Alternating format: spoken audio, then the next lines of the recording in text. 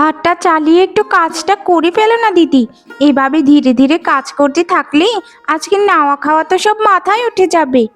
ছোট, আমি যতটুকু দ্রুত সম্ভব তো কাজ করছি। আর তোর এভাবে চিল্লাপাল্লা কেন করতে হয় বলতো আমার উপরে? প্রত্যেকদিন সকালে উঠে আমার উপর তুই চিল্লাপাল্লা করতে থাকিস। এত তাড়াহুড়া করে রান্না করলে তো খাবারের স্বাদই থাকবে না। কথার কি ছিরি দেখো, ছোটবেলা থেকেই তো রান্না বান্না করে বড় হলাম, আমাকে রান্না শিখাতে এসো না একদম। তোর কি প্রত্যেকদিন সকালে উঠে পায়ে পায়ে ঝগড়া না করলে ভালো লাগে না বল? মা যে একটু অসুস্থ সেটাও কি তুই ভুলে গিয়েছিস? মা অসুস্থ তো আমার কি হয়েছে? বুড়িটা সারাক্ষণই অসুস্থ থাকে, খাবারের সময় ঠিকই তো 3 বার করে গেলে। আর আমি ঠিক মতো খেতে পাই না, সারা দিন কাজ করো, এই কাজ থেকে সেই কাজ। তুমিও তো সেরকম কোনো কাজই করো না। এতদিন পরে তোকে রান্নাঘরে একটু কোটনো করতে বসিয়েছি, এতে তুই আমাকে এত কিছু বলছিস? আচ্ছা ছোট, তাহলে শোন, তুই এখন চলে যা, একটু গিয়ে বিশ্রাম কর। আমি কোটনোটা কোটে রান্নাটা করে তারপর তোকে খাবার খেতে দিচ্ছি। আমার মনে হয় তোর বোধহয় কষ্ট হচ্ছে। সত্যি কথা বলতে এটাই সত্যি দিদি, আমি কোনো কাজ টাজ করতে পারবো না, আমার শরীরটা ভালো লাগছে না। আমি এখন একটু গিয়ে শুয়ে থাকি, তারপর আমাকে সময় মতো খাবারটা একটু খেতে দিও, কেমন?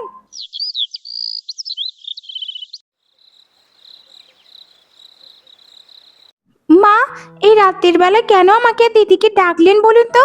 রাতের বেলা মানুষে ঘুমোতে যায়, আর আপনার চিল্লাপাল্লাতে তো ঘুমানোটাই দায় হয়ে গেছে। আহা, ছোট বৌমা, তুমি শুধু শুধু কেন রাগ করছো? আমি আমি কিছু কথা বলতে তোমাদেরকে ডেকেছি। আমার কথাগুলো একটু মন দিয়ে শোনো ছোট বৌমা। মা, আপনি এত উদগ্রীব হবেন না, আস্তে ধীরে বলুন, কি বলতে চান? বলছি যে ছোট বৌমা, বড় বৌমা অনেক বছর ধরেই সংসারটাকে সামলাচ্ছে। আমি আমি চাই যে বড় বৌমার সাথে তুমি নিজের বোনের মতোই থাকো। দয়া করে কখনো ঝগড়া বিবাদ করো না। পাড়া প্রতিবেশীরা তো তোমাদেরকে নিয়ে কানাঘুষা করে। মানেটা কি মা? আমি সব সময় কি দিদির সাথে পায়ে পায়ে ঝগড়া করি নাকি? হ্যাঁ, আপনি এরকম কথা কি করে বলতে পারেন?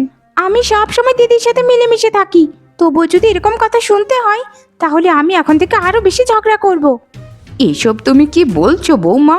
তোমাকে কি মা হিসেবে কোনো কিছুই বলতে পারবো না আমি, বলো? আমি তো শুধু এটাই বলেছি যে তোমরা যা মিলেমিশে থেকো, যেন মানুষ কানাঘুষো না করে তোমাদেরকে নিয়ে। মা, দয়া করে আপনি এগুলো নিয়ে একদম চিন্তা নেবেন না। আপনি এমনিতেই অনেক অসুস্থ, আমি আর ছোট অনেক মিলেমিশে থাকি। ছোট তো আমার বাড়ির সকল কাজে সাহায্য করে, মানুষ তো বলবি কথা। হয়েছে হয়েছে, আমার নামে আর সুনাম গাইতে হবে না। আমি বুঝেছি, তোমরা শাশুড়ি বৌমা মিলে আমাকে বাড়ি থেকে তাড়াতে চাইছো। আমিও এতে শেষ দেখে নেবক্ষণ। আর শোনো দিদি, তোমাকে আগে যা কাজেও সাহায্য করতাম না, এখন থেকে আমি কোনো কাজে হাতও পর্যন্ত দেব না। এটাই আমার শেষ কথা। আমি এখন আসি। এই রাত বিরেতে আমার মাথাটা তোমরা গরম করে দিয়েছো, আমার সাথে তোমরা আর কেউ কথা বলবে না।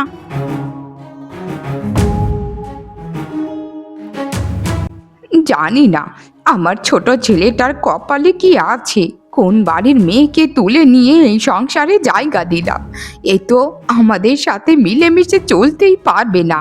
বড় বৌমা, আমার যে বড্ড ভয় হচ্ছে গো, কি করব আমি?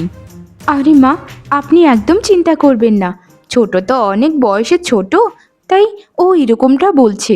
আস্তে আস্তে যখন সংসারের প্রতি একটা মায়া তৈরি হবে, তখন দেখবেন সব কিছুই সে করবে, আর সবার সাথে ভালো ব্যবহারটাও করবে। আপনি এসব নিয়ে একদম চিন্তা করবেন না মা।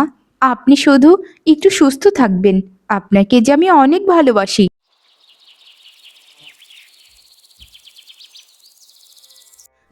আরে দিদি, তুমি এত বড় অভিজাত বাড়ির বউ হয়েও তুমি সারাদিন এভাবে কি করে কাজ করো বলো তো? আসলেই তোমাকে দেখে অনেক বউদের শিক্ষা লাভ করা উচিত।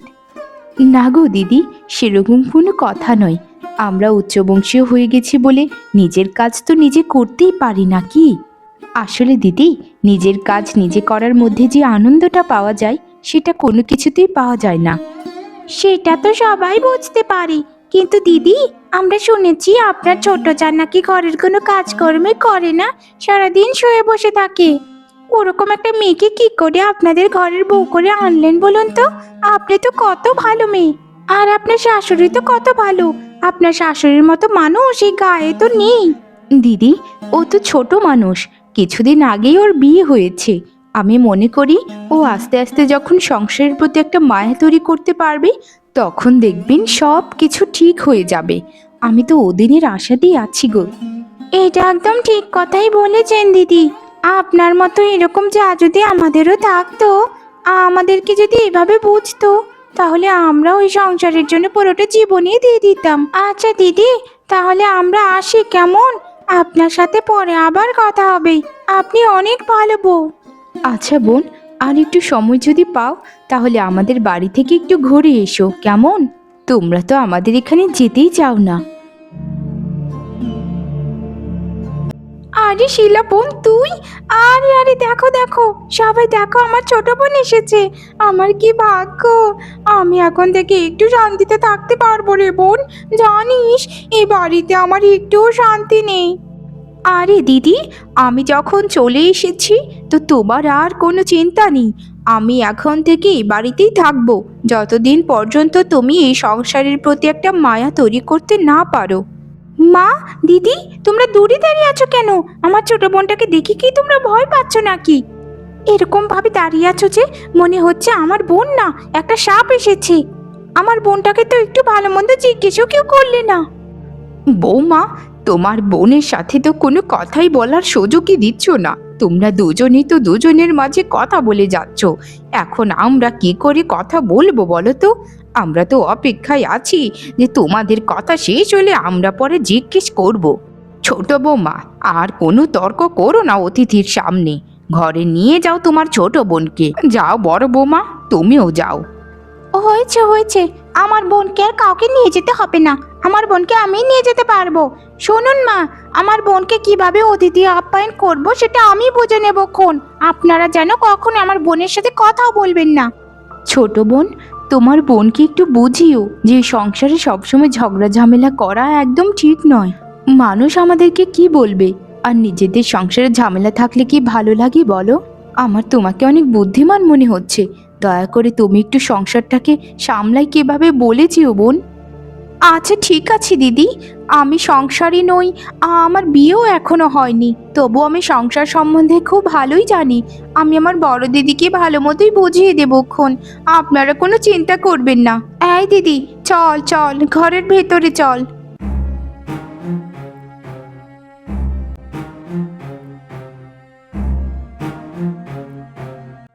বুড়ি, তুই তোর বড় বউকে সব সময় ভালোবাসিস আর আমার বোনটাকে সব সময় অবহেলা করিস, তাই তো? আমি কি মনে করেছিস যে তোকে ছেড়ে দেব? আমি এসেছি তোকে সায়স্তা করার জন্য। আমার কাজ শেষ দিদি, সকালে উঠেই খেলাটা দেখতে পারবে। কিন্তু বোন, সকালে উঠে যদি বুড়িটা পিচ্ছিল খেয়ে এখানে পড়ে যায়, পরে কি আবার আমাকে ধরবে না তো? এমনিতেই তো আমার উপর কত খারাপ ঘা চলছে। আরও যদি এরকম জানতে পারে যে আমরা এগুলো করেছি, আমাকে বাড়ি থেকে তাড়িয়ে দেবে। শোন দিদি, তোর বোন একদম কাঁচা কাজ করে না। আমি যেটা করছি সেটা ভালোর জন্যই করছি তোর। আর শোন দিদি, সকালে একদম ঘুম থেকে উঠবি না। ওই বড় বউ আর ওই শাশুড়িটা যখন ঘুম থেকে উঠবি, এরপর তুই ঘুম থেকে উঠবি কেমন? আচ্ছা ঠিক আছে, তোর কথা মতোই চলবো বোন। তুই আমাকে একটা ব্যবস্থা করে দিয়ে যা। আর শোন, ওই বুড়িটার অনেক গয়নাগাটি আছে বুঝেছিস? ওই গয়নাগাটিগুলো আমার চাই চাই। এরকম ব্যবস্থা করে দিবি যে ওই বুড়িটার সকল গয়না যেন আমি পাই। আচ্ছা ঠিক আছে, তুই একদম চিন্তা করিস না। আর শোন, বুড়িটার সাথে এখন থেকে ভালো ব্যবহার করবি বুঝেছিস? তুই যদি ওদের সাথে খারাপ আচরণ করিস তাহলে গয়নাগুলো কখনোই পাবি না। অভিনয় করে হলেও ভালো ব্যবহার করবি বুঝেছিস?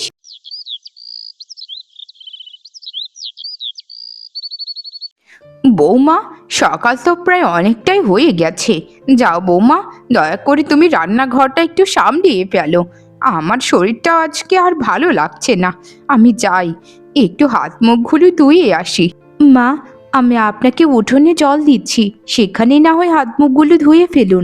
এমনিতেই আপনার শরীর ভালো না, যদি গোসলখানায় গিয়ে পিচ্ছিল খেয়ে পড়ে যান, পরে আবার হাত পা ভেঙে যাবে। আরে না বৌমা, তোমাকে আর কষ্ট করে জল নিয়ে বাইরে যেতে হবে না। আমি গোসলখানাতে গিয়ে হাত মুখগুলো ধুয়ে আসছি। আমার কিছু হবে না বৌমা, তুমি যে আমাকে নিয়ে এত ভাবো, সেটাই তো আমার নিজের সন্তানেরাও আমার জন্য ভাবে না। তোমাকে বৌমা হিসেবে পেয়ে আমি জীবনটাকে পাল্টিয়ে ফেলেছি। আমার জীবনটাই পুরোটা বদলে গেছে। তোমার মতো বৌমা যেন এই পৃথিবীর সবাই পায় বৌমা, সবাই পায়।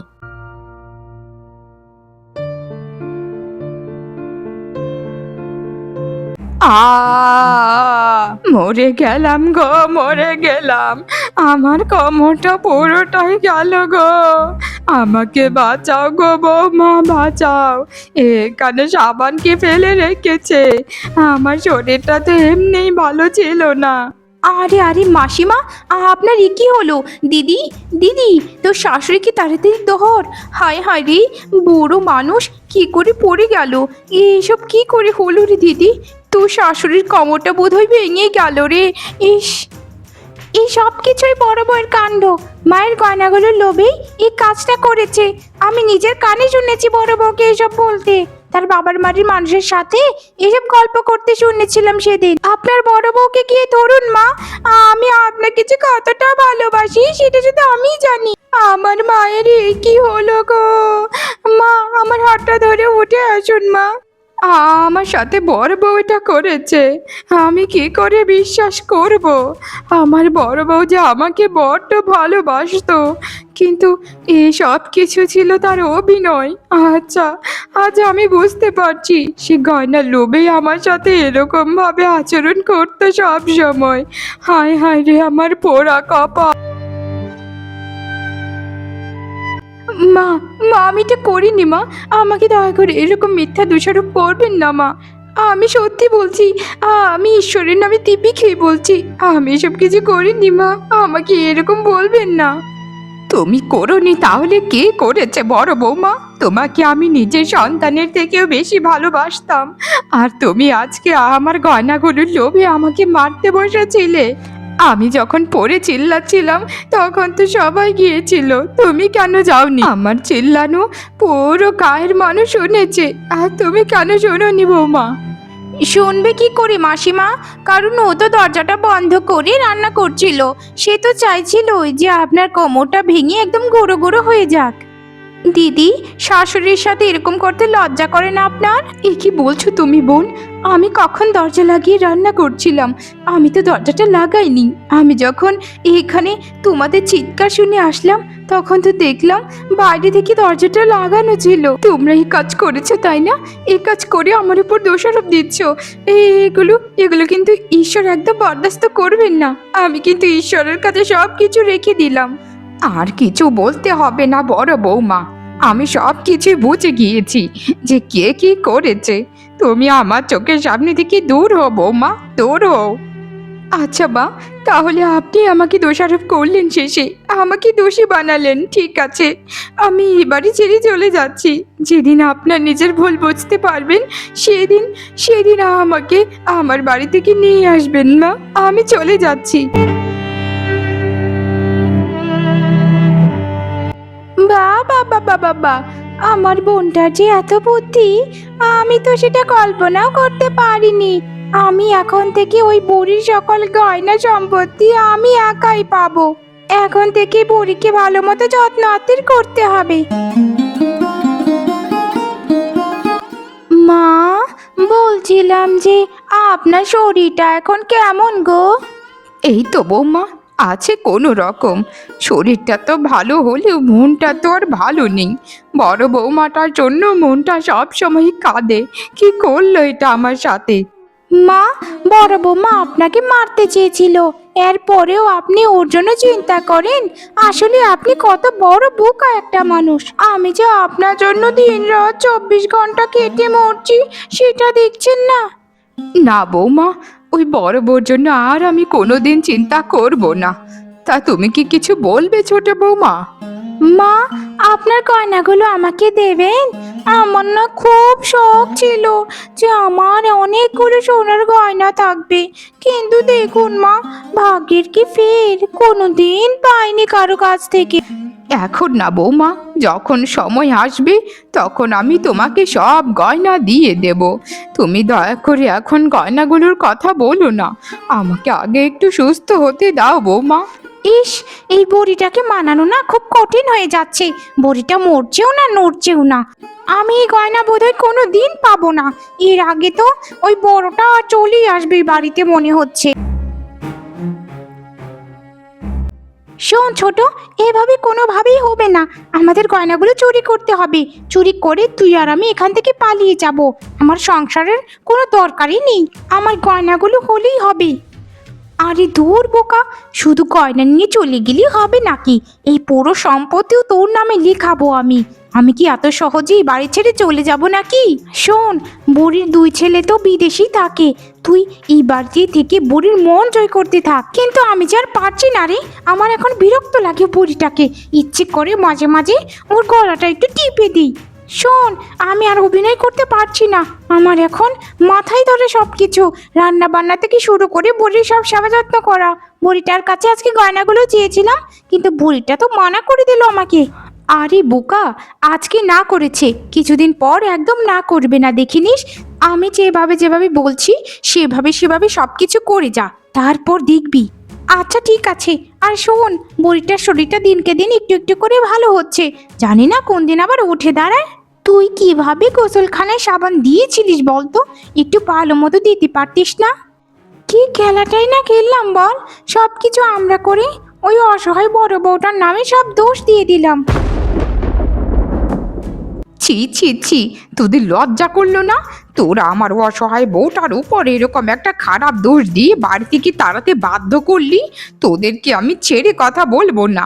তোরা তোরা এত পাপী যে তোদেরকে আর কি বলবো আমি। এক্ষুনি আমার বাড়ি থেকে তোরা বেরিয়ে যা। আর কোনোদিন যেন আমার বাড়িতে তোদেরকে না দেখি। আমি আমার ছেলেদের সাথে কথা বলছি, এক্ষুনি কথা বলে তারপর তোদেরকে ভালো মতো একটা ব্যবস্থা করে নিচ্ছি হতচ্ছাড়ি। মা, মা আমাদেরকে ক্ষমা করে দিন। আমার আমার এই বোনকে এখনই তাড়িয়ে দিচ্ছি। ওকে আর এই বাড়িতে কোনোদিন আনবো না। মা, আমাকে তাড়িয়ে দেবেন না মা। আপনার দুটো পায়ে পড়ছি। আমি দিদির কাছে পায়ে হাতে ধরে ক্ষমা চাইবো। মা, আমাদের সাথে এরকম করবেন না। অনেক হয়ে গেছে, অনেক বেশি হয়ে গেছে। আর যদি আমি মরে যেতাম তাহলে তাহলে আমার ওই বড় বউটা শুধু নির্দোষ থেকেও দোষী সেজে সারা জীবন এই দোষের বোঝা বয়ে যেত। এক্ষুনি বেরিয়ে যা বলছি, তাহলে কিন্তু আমি লোকজন ডেকে এনে আমি বিচার বসাবো। বড় বৌমা, ও বড় বৌমা, আমাকে তুমি ক্ষমা করে দাও। আমি আমি বুঝতে পেরেছি যে কে এটা করেছে। আমি তোমার নামে মিথ্যে দোষারোপ কেন যে দিয়েছিলাম আমি জানি না। আমি এত বড় বোকা কি করে হয়ে গেলাম বড় বৌমা। মা, আপনাকে আমি বারবার করে বলেছিলাম যে আমাকে ফাঁসানো হয়েছে, কিন্তু আপনি আমার কথা একদম শোনেননি। আমি আমি জন্মের পর মায়ের মুখ কখনোই দেখিনি। আমি আপনাকে মায়ের থেকেও বেশি ভালোবাসি মা। আমি কেন এরকমটা করতে যাব বলুন? আমি আমার ভুল বুঝতে পেরেছি বড় বৌমা, তাই তোমাকে পুরস্কার স্বরূপ আমার সকল গয়না আজকেই তোমাকে সব বুঝিয়ে দেব বৌমা। তুমি এগুলো গ্রহণ করো। এই গয়নাগুলো দিয়ে তোমাকে নতুন রূপে সম্মানিত করে আমার ঘরে নিয়ে তুলবো বৌমা। আমাকে ক্ষমা করবেন মা, আমি এই গয়নাগুলো কোনোদিন গ্রহণ করতে পারবো না। এই গয়নাগুলো আপনার, তাই আপনার কাছে এগুলো মানায়। আমার এই গয়না লাগবে না মা। আমি চাই আমার সংসার শুধু শান্তি আর সুখ। আসলেই বৌমা, তোমার মতো বৌমা আমি এই পৃথিবীর কোনো ঘরেই দেখিনি যার মন এত ভালো। তোমার মতো এরকম সাদাসিধে নির্লোভ মানুষ এই পৃথিবীতে বিরল। চলো বৌমা, আমার বাড়িতে চলো।